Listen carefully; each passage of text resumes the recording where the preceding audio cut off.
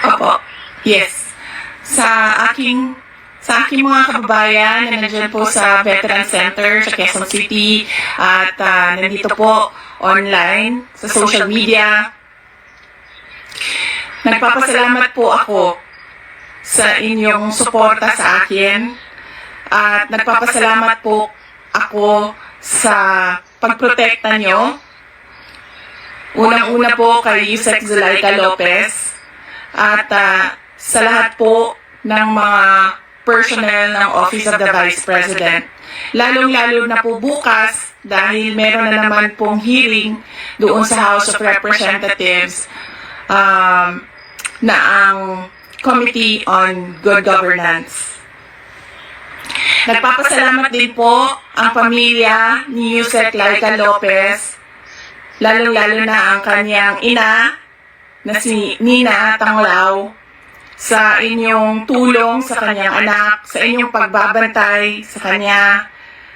Alam po natin, malaki po yung trauma na pinagdadaanan niya ngayon. Minsan po nakakahawa dahil po sa harassment and threat to her life. Alam ko po, busy po kayo lahat. Lahat kayo kailangan maghanap buhay dahil mahirap ang buhay ngayon. Pero nandyan kayo para magpakita at magbigay ng suporta sa akin at sa opisina ng Vice President. Gusto ko lang ipaalala sa ating mga kababayan na ayaw natin ng kaguluhan, na tayo ay may karapatan sa peaceful assembly at tayo ay may karapatan na magsalita kung ano yung nararamdaman natin at gusto nating makita mula sa ating gobyerno. Ang gusto natin makita ay genuine public service. Kung maalala niyo po, hindi ako sumama o sumali kahit sa anumang panawagan ng pagtanggal sa Pangulong Marcos sa kanyang pwesto. Bumisita ako sa rally ng Kingdom of Jesus Christ sa Bonifacio noon dahil nakiramay o nagkipagsimpatiya ako sa kanilang nararamdaman at hirap na pinagdadaanan. Ang lagi kong panawagan sa taong bayan ay hingin, idemanda sa gobyerno na ibigay nila ang serbisyo na karapat-dapat para sa mga Pilipino. Simulan na natin sa mga campaign promises. Dapat po, pag ang politiko ay nag-promise na magbibigay ng 20 pesos per kilo na bigas, dapat ay tinutupad yon dahil binoto ka ng mga tao base sa mga sinabi mo, base sa mga kampanya mo. Kaya dapat binibigay yan lahat. Kung ano man ang sinabi ng isang tao, ng isang politiko, ng isang kandidato sa entablado, dapat nakikita yan ng taong bayan. At higit pa, dapat ang nakikita natin. Hindi tayo dapat naghihirap, hindi tayo dapat pinapahirapan, kundi dapat nagpapakitang gilas ang ating gobyerno na sila ang pinakamagaling pagdating sa hustisya at karapatan ng mga mamamayan at kabutihan, kaunlaran at peace, kalinaw, kapayapaan sa bayan. Ulitin ko, dapat hinihingi natin sa ating pamahalaan ang karapat-dapat para sa isang maunlad at mapayapang lipunan. Mga kababayan, nararamdaman ko kung ano yung matagal nyo nang nararamdaman. Sinubukan ko na magtrabaho ng maayos sa Department of Education dahil yun naman ang aking pangako sa inyo. Ginamit ko ang pangalan ko, Sara Duterte, Inday Sara Duterte. Sabi ko sa inyo, trabaho, edukasyon, mapayapang pamumuhay. Pero, anong nangyari? Binastos ang budget ng Department of Education. Hindi ko na kailangan magbigay ng ebidensya. Nakikita nyo sa General Appropriations Act, simula sa NEP, papunta sa GAB, papunta sa BICAM, papunta sa batas.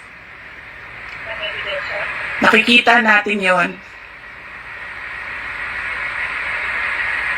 Dapat hinihingi natin na matino ang mga namumuno sa atin. Sinabi nila, ako daw ay krung-krung. Ako daw ay baliw. Ako daw ay wala sa tamang pag-iisip. Ano bang sabi ko sa inyong lahat? Psychological test, kahit ano yan, neuropsychiatric test, kahit anong pang test yan. Gagawin ko yan. Dagdagan ko pa ng drug test. Pero dapat, magpa-drug test ang lahat ng mga nagtatrabaho sa Office of the President, sa Office of the Vice President, sa lahat ng opisina ng Senado, sa lahat ng opisina ng House of Representatives, sa lahat ng departamento ng ating bayan, ng ating pamahalaan. Diba? Ano pang test ang gusto niyong idagdag ko? Wala na kayong mapuna sa akin. Pinagtatakpan ninyo ang mga kakulangan ng pamahalaan. Ako ang ginagawa ninyong punching bag para hindi napapansin, nakikita, naririnig ng mga tao ang kalokohan, ang korupsyon, at ang katiwalian na ginagawa sa gobyerno. Magpa-drug test tayong lahat sa harap ng taong bayan. Dalawa lang yan, mga kababayan. Ibigay namin ang mga pangako namin sa inyo noong nangangampanya kami. At papakita namin sa inyo na matino kami. Magpapadrug test kaming lahat.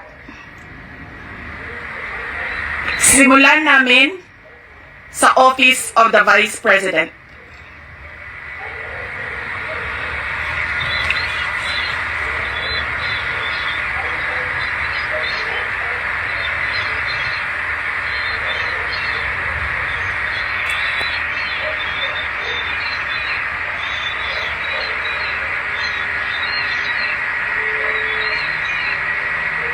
Ayaw nila tayo tigilan dahil hindi tayo sumusunod sa kanila. Hindi tayo nabibili ng pera. Ano pa ba ang kailangan ng isang taong sanay na sa hirap na wala na siyang ibang alam kundi ang maging mahirap dahil hindi niya nakikita ang hustisya mula sa gobyerno? Mabibili mo pa ba yan? Hindi na. Dahil ang tao sanay sa hirap. At mali yun. Mali yun. na ang taong bayan ay naghihirap.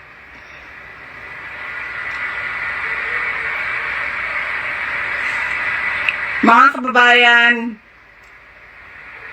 ulitin ko ang aking pagpapasalamat sa inyong suporta, sa inyong pagprotekta, at lalong-lalo na sa inyong pagmamahal. Nararamdaman ko yon.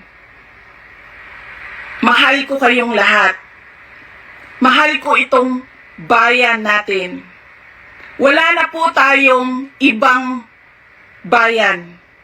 Hindi po tayo mga politiko at mga mayayaman na meron pong bahay kung saan-saan. Sa Australia, sa Singapore, sa Amerika, sa Spain, sa Europe, kung saan-saan ang mga bahay nila. Napakadali sa kanila na talikuran ang bayan. Pero tayo, saan tayo pupunta? Sa mga probinsya lang natin. Sa Samar, sa Leyte, sa Cebu, sa Bohol, sa Siquijor, sa Negros Oriental, sa Negros Occidental, sa Panay Island, sa Mindanao, sa Luzon. Doon lang tayo makakapunta, makakauwi kung magulo ang bayan. Pero ang mga mayayaman at mga politiko, iiwanan lang tayo. Kaya mga kababayan, paniguraduhin nyo na hinihingi ninyo sa gobyerno kung ano yung karapat-dapat para sa ating lahat. Hindi lang karapat-dapat para sa mga politiko at mayayaman. Nagpapasalamat po ako at paalala po ulit sa inyong lahat, peaceful assembly sa ilalim ng freedom of speech ang ating hangad.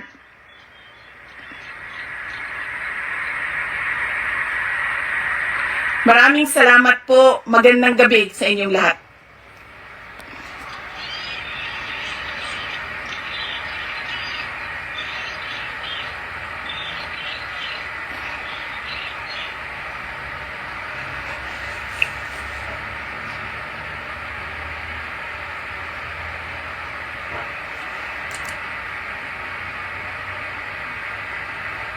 Laban.